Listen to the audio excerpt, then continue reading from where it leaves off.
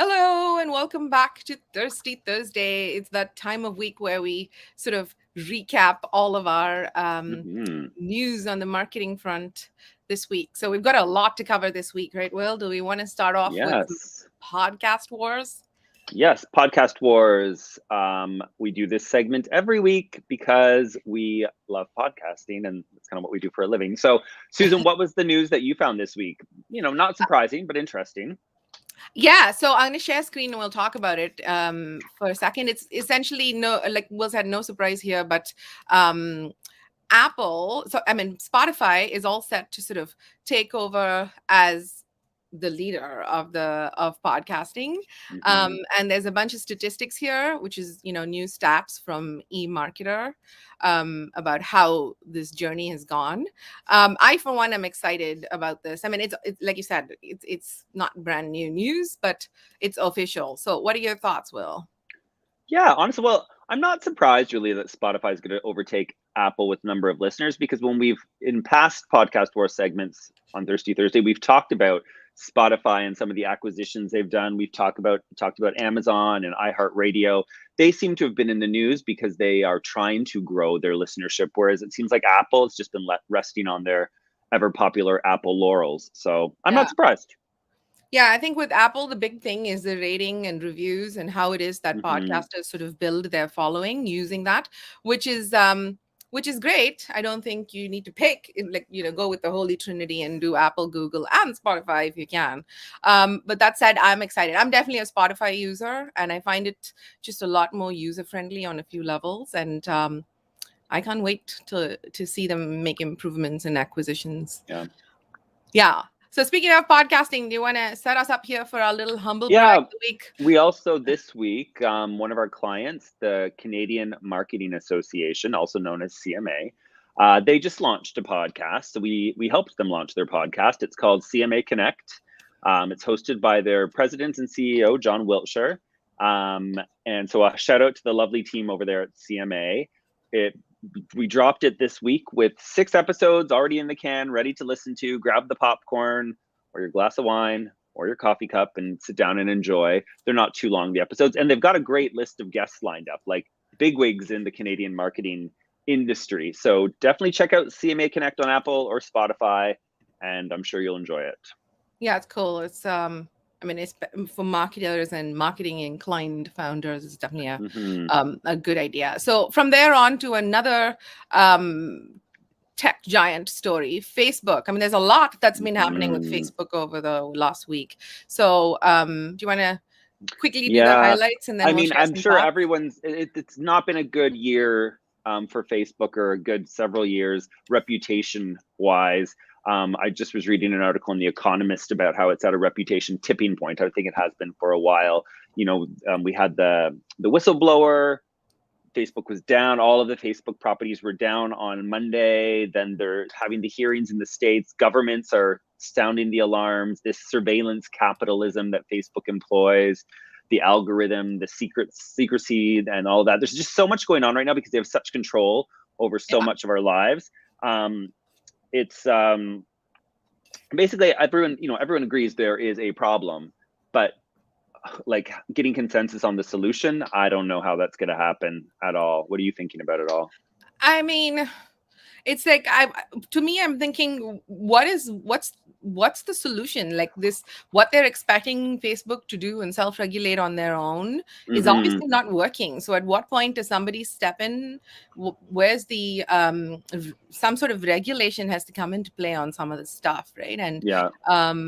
with their big outage from last week where they had what was it, about 8 or 9 hours that all of their properties were Hmm. offline, and there was delicious little conspiracy theories about whether that Oh, had I something loved to do those. Yeah. with the whistleblower situation. But yeah, to me, we talked a little bit, and you mentioned earlier, Will, when we chatted with Eleanor Beaton, shout out to Eleanor Beaton on our podcast. We talked about, okay, it's great to be like, don't use Facebook, or check on your family photos elsewhere or whatever it Hmm. is. But that said, there's a lot of businesses that are built with their Yeah. full empires on Facebook, and it's a significant source of revenue to businesses, and that remains like a challenge, doesn't it? It's like, how do you? It's too Hmm. simplistic to say take all your stuff and go put it on your website and hope that's going to work. Hmm. Yeah, I agree. And I think, you know, I'm sure some businesses, like it or not, like Facebook is how they're going to make their money. It's how they can advertise affordably, reach their people. But I'm sure, again, like with a lot of people, it's just getting harder and harder to be okay with working with Facebook so much. So regardless of if they're going to have an outage again, I just think ethically, a lot of people are questioning and thinking like, oh, I don't want to keep all my eggs in this one Facebook basket. Hmm. So what's that solution, Susan? Like, if I'm a business who everything is on Facebook, I have the communities and I advertise on Facebook. My posts are basically like, you know what I mean? Like, some people really do have everything on Facebook. I think it's an opportunity to move. Obviously, I mean, I'm totally biased here because we think podcasting is the answer to everything. But that said, I think there's an opportunity to move some of that over to podcast form. A lot of people Hmm. rely on Facebook groups and videos and lives in the Facebook or Instagram universe. And I think the easy first step is to think about how you can repurpose some Hmm. of that into your own podcast, right? I mean, Yeah. what podcasting has, a sort of like a Venn diagram sort of situation, is that it is not something that's just sitting on your website. It's mostly consumed through Apple and Spotify, like we talked about right now. But Hmm. that said, it also is your intellectual property, your infrastructure that sits in your website as well. So I think thinking about how you can repurpose things that you've created for those third party channels, and it's not Hmm. a one and done. It's not like I'm going to do this over 3 months and I'm finished. I think it takes a while. Yeah. Something interesting, I when I was watching some of the coverage, a higher up at Facebook was saying basically, well, if you don't want to be, because they were criticizing the algorithm and how it prioritizes posts that basically make people fight, right? She was like, well, people can opt out of the algorithm. So somebody, Mhm. he was being interviewed on either CBC's Power and Politics, or it was a CNN show. I kind of always have a news channel on in the background these days. So one of those, he was being interviewed and he was like, okay, so I'm someone who used to work at Facebook. I'm a techie. Yeah. I went in and I successfully checked no thanks to the algorithm. So now posts will just show up chronologically, like post, post, post. It's no organizing by Facebook. He's like, but Yeah. it took me 5 minutes and I used to work there and I'm a techie. And when I reset and came back on, I had to do that same thing over again. Like, it didn't keep that as one of my That's preferences. annoying. So yes, Facebook, we can maybe turn off your algorithm, but it's not easy. You don't make that It's easy at not all. easy. Yeah, and it's stacked, Hmm. and it's betting on the fact that you're not going to do that every single Of time. course And not. We're I like have a 5 minutes. problem with No. that. Yeah, I know Yeah. it's annoying. It's Hmm. seriously annoying. Anyway, a short hop on then to another one of the tech giants. Hmm. This time it's YouTube that we're chatting about. So YouTube's done a recent sort of update and they're offering more new services. And notably, I think this time they have taken a lot of inspiration from Twitch, which is a different social media tool. Interestingly, one that skews younger, like significantly younger. I think it's heavily Gen Z, Hmm. and I know that parents with teens like and tweens like Mithrin and I, we certainly are like, ooh, Twitch seems to be the one that everyone says to watch out for. So um Hmm. and if you remember, Will, a while ago we spoke with Martin Waxman and one of the reputation management, again, when we are talking about crisis at the time. And one of the things we said was that it's all sort of melding into one another. Like, Clubhouse launched a whole bunch of, everyone else had their audio only channel. And then now Twitch does something, Facebook copies it, so forth. Yeah. So I think it's interesting. It just gives people a variety of options. And I, where do Yeah. you Well, stand? I guess as you're saying, this is kind of meant um to nurture their younger audience. Is that correct? Yes, Right? I think Yeah. so. I mean, because if you look at Twitch, the way that it sort of rewards. So there's membership and then there's subscriber. On YouTube, anyone is a subscriber, but on Twitch, a subscriber is someone who pays for premium content. Okay. And then there's you get additional things on Twitch like badges and little extras. So I think Mm-hmm. it's a way to support. I like it because it's a way to support the creator economy. I think Mm-hmm. it keeps going back to what we're saying on many levels, which is we're definitely in that part of history where people create more and more things. Mm-hmm. And I like to see the platforms are Cool. stepping forward and supporting it. Very cool. Yeah. Yeah. So next up, let's talk about Squid Game. Oh my gosh, Squid Game. I haven't watched it yet. Have you watched it at all? No, but my daughter's been wanting to watch it. I'm like, Oh I must God. check if it's going to be fine because, oh, yeah. I think it's yeah. All I know, like I heard I was listening to a podcast yesterday, where they talk about pop culture. It's called Las Culturistas with Bowen Yang from Saturday Night Live and his co-host Matt Rogers, and it's kind of like the battle I have in my head. Bowen Yang it's very into it. He loves the Korean style of violence. It's very graphically violent and matter of fact. Matt Rogers had a guttural. I can't watch this reaction, and it actually hurts me to watch it. I'm thinking Yeah. I might be more on the Matt Rogers side of this argument, even though I'm so curious because it is #1 on Netflix in like 90 countries. So I don't know. I'm not sure if it's appropriate for the younger gens. I I don't don't think so. I know. think it says 15 plus, but well, Yeah. they watch like crazy gaming things all day, Will. So maybe the Yeah, that's tolerance and true. stuff That's is true. way That's good. higher Yeah. than we recognize. Hmm. But anyway, this is a phenomenon. I mean, and Yeah. it's what being aware of. That said, there was an interesting detail. I think there's a phone number at some point off the show, and that belongs to completely by fluke, I guess, somebody, a Hmm. woman actually, who was then sort of like flooded with calls, obviously, because Yeah. I guess there's enough people out there who will go and look up a number and be like, I'm going to call it and see if someone picks up. Well, someone did. And then what's happened now is that Netflix has edited the number out of the show, which I think is cool. I mean, if you didn't do the due diligence or whatever up front, Yeah. you got it done later, which good for you. I'm into people sort of Hmm. fixing, overcorrect your mistakes. Totally. And I was reading an article in the CBC about how the translation that you're reading isn't that great, really. So they're kind of but it brought up the argument of like translation is more of an art than a science. You can't just hit translate because there's like cultural concepts, like kind of things that our worldview wouldn't understand if it was translated literally. So I guess these translators have to make these decisions to cut things out because otherwise you have to over explain what this is because you white boy in Toronto aren't going to get this. So I found Yes, that a shout very out interesting as to well. Vatché Iskedjian, who was on our podcast We last talked year, and about he was that. talking Yeah. about the value of translation. And you don't just just throw something up there in the Hmm. last minute. You have to consider it and check it out. Google Translate tends to be such a go-to for people, like your Yeah. auto, whatever it is that's captioning. But no, we've come further than that. Anyway, speaking of Netflix, I guess we can move on to the Sure. next story, where we this is definitely something we're interested in. The idea of how to use visuals to help people. Like we talk often in the anchor theory where we're like, if you've got a podcast and all you're posting is the podcast, you're doing it a disservice, right? And the visual part of our brand Hmm. has counted for so much more than even the people who are Yeah. listening to the podcast. So do you want to talk out this part where, this is how Netflix Well, chooses their. yeah, there was that. I'm not surprised by this, that it really is.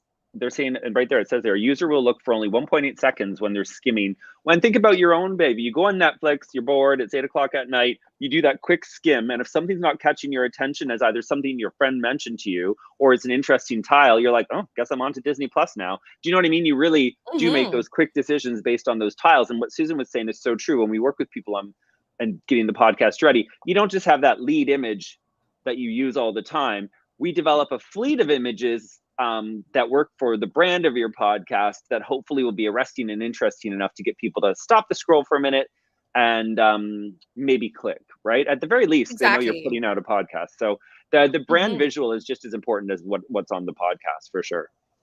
Yeah, and a big shout out to this Twitter user, Trung Fan, for really breaking it down about how Netflix sort of uses artificial intelligence for some of this. Because there's a lot of volume that you're going to need, right? I think most Hmm. often people underestimate volume and sameness. You know, you come in with one cover and you expect to put that beside each other. And to them, we like to say, think about it like Instagram. If you put it all beside each other on Instagram, is it going to look same? Then, well, you haven't really thought this all the way through, right? So this is really cool. They go through like quite a lot of these images, and then it picks it and then it brightens it and does those things. So Yeah. it's a matter of time before this kind of thing is probably applicable fully in the podcasting space, but I'm here for it. It's very cool. Yeah, that's very cool.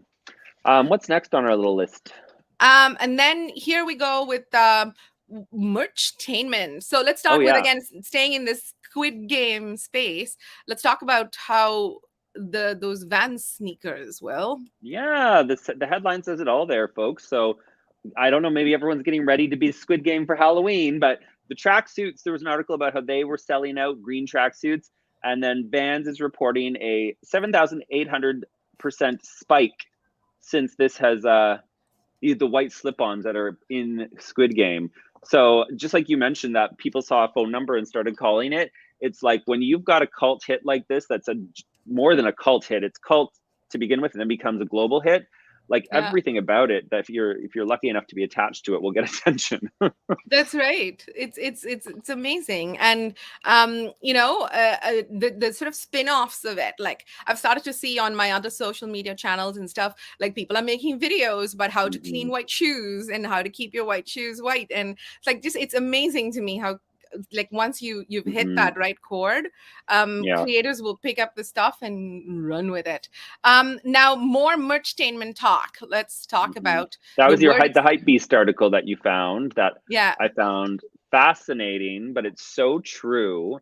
In the actual article there by Hypebeast, it sums it up so perfectly for me. These brands um, that are beyond just like a fashion show, they call it merchtainment, but it's kind of like modern brands aren't companies, they are universes. So that kind of yeah. sets up, I'll throw it over to you. That kind of sets it up for me quite nicely.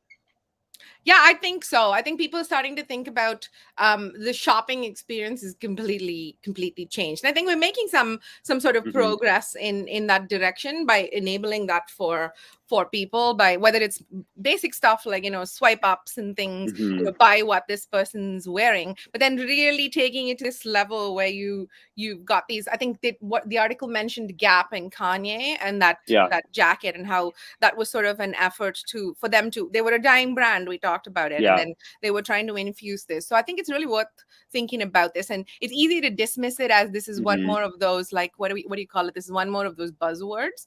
Hmm. But I think that's Well, where we're they heading. and they were saying like Kim is part of that. She's learned from Kanye a lot. I think she Hmm. went and got married. Kanye's, they're either divorced or divorcing. Kanye does his big listening party at that stadium. Kim comes out covered, face covered completely, remarries him there, then shows up at the Met in the similar type of face covered outfit, arguably one of the most talked about. Like that's an entertaining arc with Balenciaga as the brand that's being featured. And they continued it with Fashion Week with that partnership with The Simpsons, where people came in, sat down, and watched a Simpsons episode with Balenciaga, everything in it. Like it was styled Balenciaga. It was like such an interesting collab. You can probably buy one of the sweatshirts for $1,400 if you like. But it was just such an interesting thing, and Balenciaga is doing it very well. The celebrities and the ambassadors they have involved, it's beyond just a fashion show, folks. It's, and It's in the true. article too, it was saying that the younger generation, they want to purchase from the inspiration phase, right? Inspire them, and they're like, yes. Like Hmm. yes, I want that, right? The kids don't go into a department store anymore, see the shoes that are expensive, and say, "Oh, I want those." They already know from the inspiration phase of them coming into your world that they want to be a part of this Balenciaga brand. So it's, yeah, it's Hmm. interesting. It's interesting. It's from here. Let's move on to another story that caught our eye this week. It's a Here we go. It's about Oh, yeah. Lewis Hamilton. And again, awesome about how influential voices are using their voice for good. So Lewis Hamilton has launched a fund basically to support more Black teachers in STEM roles. And so they're going to start by training 150 teachers, I think. And Hmm. then, hoping to sort of gain traction from there. So I wanted to make a quick shout out to that and say that I'm always here for it when people are using their powers for good. Hmm. Yeah, for sure. That's very cool. Now to just kind of like put a nice little, we'll circle back to a story that we've talked about all year, is Britney. We were off last week. We didn't do Thirsty last week. Otherwise, we might have mentioned Britney Spears and the judge saying, Jamie Spears, her dad, you're no longer in charge of the conservatorship. So that is basically a win for her and all the Free Britney army that's out there supporting her. She put a nice, I guess this article is about how she's thanking her lawyer for basically saving her life. And I Hmm. think the next step is probably trying to get rid of the conservatorship overall. She is still under conservatorship, but the first battle seems to have been won for Britney. So yeah, thought that's an Yeah. interesting It's little Britney update for y'all. it's the power of a hashtag. I keep saying often, Hmm. at first when people had Free Britney going, um, it seemed like it's a frivolous thing, but it really did Yeah, sort of and she's create that acknowledged that that community. was so helpful too. So yeah. Okay, so to conclude our little, actually, wait, this week's been really long. There's a lot of stuff going on, folks. We usually edit it down to a fewer stories, but this week we couldn't pick. There's just so much. Yeah. So here we are with Dave Chappelle, who's in the news, and we often talk about humor um, in our work and how everyone should be like less boring and employ humor. Hmm. But here is a story. He has a new special on Netflix, and if you know Dave Chappelle, I guess you know that he's not going to stay away from things. He gets Nope. pleasure from poking at things. He will make you uncomfortable, and fans of his work have come to Hmm. expect that from him. That said, I thought this piece in the NPR was really well written. Like this particular show, The Closer, is pretty straight up. Like he goes to places like which is trans bashing in comedy form, and Hmm. um people are not having it, so they're calling for Netflix to remove the show and you know Yeah. apologize basically. Yeah, it's interesting. Like I am a firm believer that when a comedian goes into the comedy club, they're there to press to walk the line, and maybe they cross it and they learn where the line is for their particular audience. Um, this was a Netflix special, like you said. It's kind of like it almost seems like he was trying too much to rely on the shock language, the language he was using, Hmm. to elicit the gasp and the laugh. Again, that's what he kind of does do. Um, but I will admit some of the points he was making are I'm like, okay, even though you were using this stereotype in this language, it's almost like I see the smarts in you making your point by doing that. But it was, yeah, like you were saying, there were certain things I'm like, oh, those certain things are a little bit too much for me. And Yeah. I'm not a huge Dave Chappelle fan, but I do respect and support a comedian's right to always use humor to push our envelope and to question what we think we get offended by, which he does too. He points out something interesting about, like, when DaBaby made the anti-gay comments and basically was canceled. He's like, but DaBaby also shot a black man outside somewhere, and so he made the point. Oh, so you don't get canceled for killing a black man, but you do get canceled for annoying the gays. So again, some people will find that funny, some people will not find that funny, but it's an Hmm. interesting point that he makes about America. It is. And I thought there's this part over here where the author has quoted him and says, I ask all of your community with all humility, will you please stop punching down on my people? And then, this question here, that what does that mean? Which community and whose people, Yeah. right? I mean, it's Hmm. a whole other sort of thing. And I think, again, we talk about punching down in comedy and how you want to steer clear of it, because you must try to be a Yeah. little more entertaining for sure. But to my mind, these kinds of loose remarks, Mm-hmm. and it seems almost like as if Dave Chappelle is saying that, racial equity is the only kind of equity that matters and everything else is just secondary, and that Yeah. the excuse for that is like white privilege is just a thing. Mm-hmm. So, I don't know how I feel about it. I'm definitely a Dave Chappelle fan. Mm-hmm. But I started to find his material more and more uncomfortable. Like even in the last one where he was ripping Caitlyn Jenner to shreds, I was like, Yeah. I don't know. It's already going in a place which Yeah. is a bit too far for me. Yeah. I think we're on the same page on that. Anyway, is that so everything? that's it, I Is that think. everything in our super long Thirsty Thursday?